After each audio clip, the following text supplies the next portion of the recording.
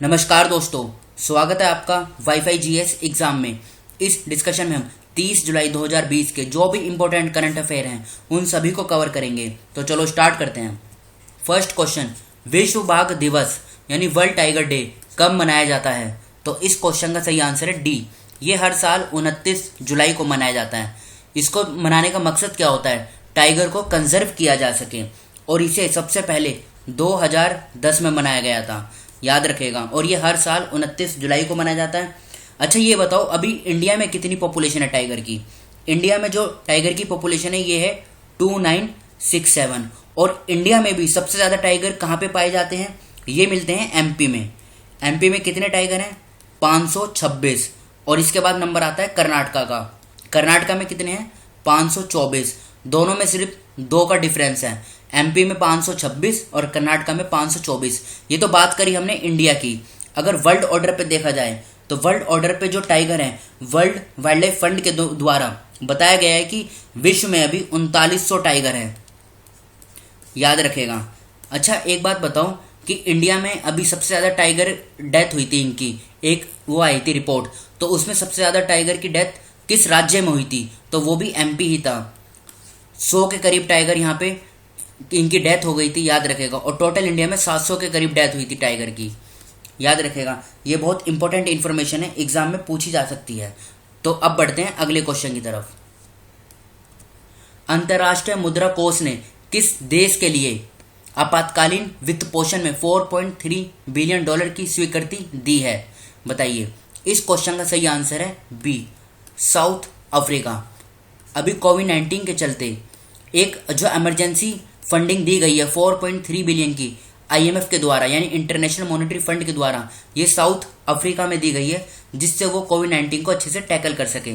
और ये अभी तक की कोविड-19 के चलते जो भी धनराशि दी गई है जिस भी देश को, ये उसमें सबसे ज़्यादा धनराशि है अभी तक, याद रखेगा। अब बात साउथ अफ्रीका की है, तो साउथ अफ्रीका की कैपिटल क्या है? देखो, इसकी 3 कैपिटल हैं। सबसे पहली है प्रिटोरिया, ये कौन सी कैपिटल है इसकी? ये है एडमिनिस्ट्रेटिव।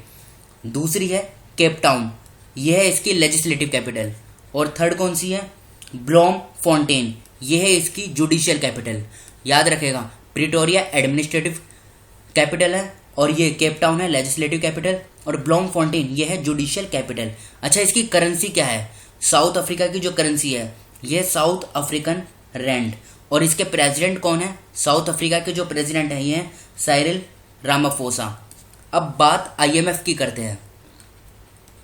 आईएमएफ, अच्छा, इसका हेडक्वार्टर कहाँ पर है? इसका हेडक्वार्टर है वॉशिंगटन डीसी, यूएसए में। और इसको गठन कब किया गया था?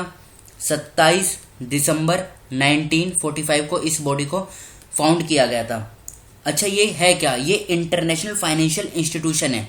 और इसके मैनेजिंग डायरेक्टर कौन है? एमडी कौन है इसके? एमडी हैं इसके क्रिस्टलिनिया जॉर्जिया।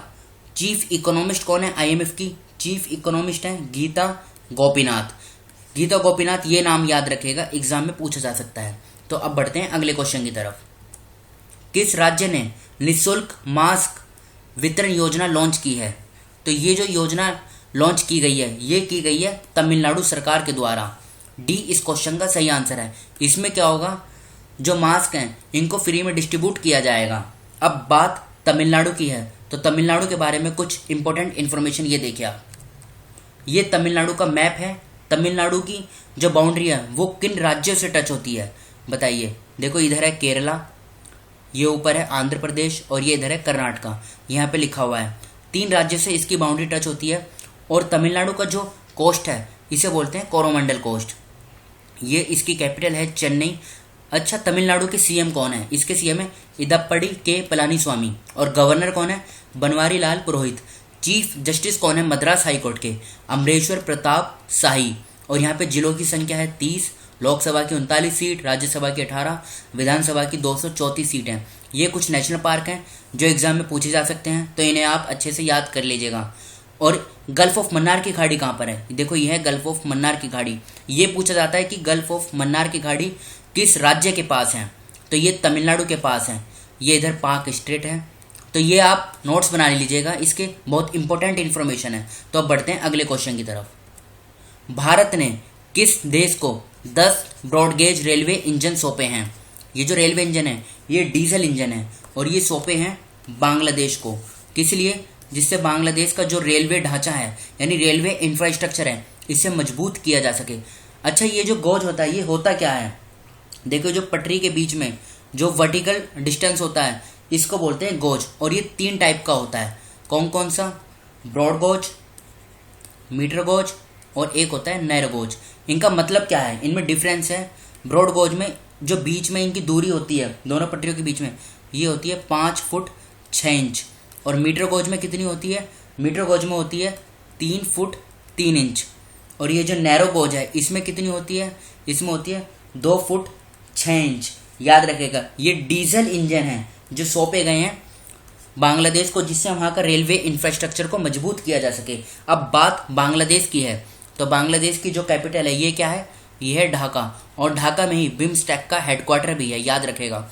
और इसके जो वो है पीएम, प्रधानमंत्री हैं बांग्लादेश के शेख हसीना। प्रेसिडेंट कौन है बांग्लादेश के? प्रेसिडेंट है अब्दुल हामिद। बहुत इंपॉर्टेंट इंफॉर्मेशन है, याद रखेगा, एग्जाम में पूछी जा सकती है, ये क्वेश्चन भी इंपॉर्टेंट है। तो अब बढ़ते हैं अगले क्वेश्चन की तरफ। किसने शैक्षिक चैनल स्वयं प्रभा का ऑनलाइन उद्घाटन किया? Who inaugurated the educational channel Swayam Prabha online? Option A Phagu Chauhan, B Anandiben Patel, C Rajnath Singh, D Nirmala Sitharaman. तो इस क्वेश्चन का सही आंसर है बी, आनंदीबेन पटेल ने इस एजुकेशन ऑनलाइन चैनल का उद्घाटन किया। नाम क्या है? स्वयं प्रभा ऑनलाइन। अब बात इसकी है, इसका मकसद क्या है? देखो, ये 24 घंटे में 3 बार, एक तो शाम को 4 बजे, दोपहर में 12 बजे और सुबह में 8 बजे, ये क्या करेगा? डिजिटल सामग्री उपलब्ध कराएगा। ये जो ऑनलाइन चैनल है इसके द्वारा ये सब किया जाएगा। अब बात, ये जो फागू चौहान है ये कौन है? ये बिहार के गवर्नर हैं। आनंदीबेन पटेल कौन है? इनको अभी हाल ही में जो एमपी है मध्य प्रदेश का गवर्नर अपॉइंट किया गया है। अभी वहाँ के गवर्नर थे लालजी दास टंडन, उनका देहांत हो गया, मतलब उनकी मृत्यु हो गई है। तो अब आनंदीबेन पटेल को वहाँ का कार्यभार संभाला है गवर्नर के रूप में। तो याद रखेगा, बहुत इंपॉर्टेंट इन्फॉर्मेशन है। अच्छा, एक नाम और याद रखेगा जो एग्जाम में पूछा जा सकता है, जगदीप धनखड़। ये कौन है? ये पश्चिम बंगाल के गवर्नर हैं, ये एग्जाम में पूछा जा सकता है। तो अब बढ़ते हैं अगले क्वेश्चन की तरफ। ट्यूनीशिया के नए प्रधानमंत्री कौन बने हैं? Who has become the new PM of Tunisia? Jean Castex, B Gudni Johannesson, C Hichem Mechichi, D Michael Martin. तो इस क्वेश्चन का सही आंसर है सी, हाइकेम मैचिसी। याद रखेगा, ये ट्यूनीशिया के नए प्रधानमंत्री बने हैं। जीन कैटेक्स कौन है? ये फ्रांस के नए प्रधानमंत्री बने थे। और गुडनी जोहानसन कौन है? गुडनी जोहानसन आइसलैंड के नई जो प्रेसिडेंट है वो बनी थी। और माइकल मार्टिन कौन है? ये आयरलैंड के प्रधानमंत्री बने थे। अब बात ट्यूनीशिया की है, तो इसकी जो वो है कैपिटल क्या है? इसकी कैपिटल है तुनिश। और ट्यूनीशिया के जो करेंसी है ये है ट्यूनीशियन दिनार। बहुत इंपॉर्टेंट इंफॉर्मेशन है ये भी। अब बढ़ते हैं अगले क्वेश्चन की तरफ। किसने डेयर टू ड्रीम 2.0 प्रतियोगिता शुरू की है? Who started the dare to dream 2.0 competition? तो इस क्वेश्चन का सही आंसर है बी, DRDO। देखो, इसको स्टार्ट करने का मकसद क्या है? इसमें DRDO ने भारत के पूर्व राष्ट्रपति और विख्यात वैज्ञानिक डॉक्टर APJ अब्दुल कलाम की जो 5वीं पुण्यतिथि हुई थी अभी, उस पर इनोवेटर्स और स्टार्टअप शुरू करने की चाह रखने वालों के लिए ये प्रतियोगिता शुरू की है। इसका उद्देश्य क्या है? इसका उद्देश्य है इनोवेटर्स और स्टार्टअप जो है उस कल्चर को बढ़ावा दिया जा सके, जो वो चाह रखते हैं उनको पूरा किया जा सके। याद रखेगा।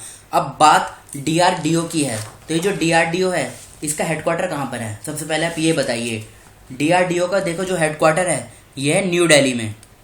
और इस बॉडी का गठन कब किया गया था? गठन किया गया था 1958 में। और 1958 में ही नासा को भी स्टैब्लिश किया गया था।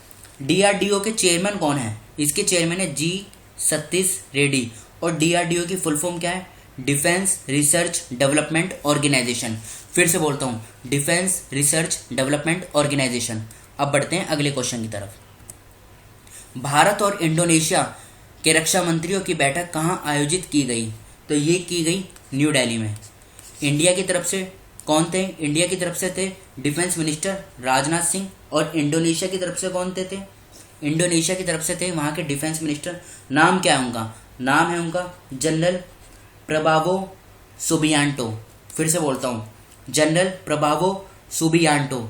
ये भी नाम पूछा जा सकता है कि ये किस देश के डिफेंस मिनिस्टर हैं, तो ये इंडोनेशिया के हैं। अब बात इंडोनेशिया की है तो इंडोनेशिया की जो कैपिटल है ये है जकार्ता, और जकार्ता में ही 2018 में एशियन गेम्स आयोजित हुए थे। और यहाँ की कैपिटल क्या है? इंडोनेशिया की कैपिटल है इंडोनेशियन रुपया। बहुत इंपॉर्टेंट इन्फॉर्मेशन है ये भी। अब बढ़ते हैं अगले क्वेश्चन की तरफ। किसने the Indian way strategies for an uncertain world नामक पुस्तक किसने लिखी है? बताइए। Option A Ruskin Bond, B S Jaishankar, C Stephen King, D doctor Adhisha Das. तो इस क्वेश्चन का सही आंसर है बी एस जयशंकर। इन्होंने इस बुक को लिखा है। नाम क्या है? The Indian way strategies for an uncertain world. Ruskin bond कौन है? इन्होंने बुक लिखी है ए सॉन्ग ऑफ इंडिया। और स्टीफन किंग कौन है? इन्होंने लिखी थी if it beats. Doctor Adhisha दास इन्होंने लिखी थी the Yogini poems love and life. फिर से बोलता हूँ, the Yogini poems love and life. तो आज के इस डिस्कशन को हम यहीं पर रोकते हैं। जो स्टूडेंट नए हैं वो इस चैनल को सब्सक्राइब कर लीजिए। Thank you.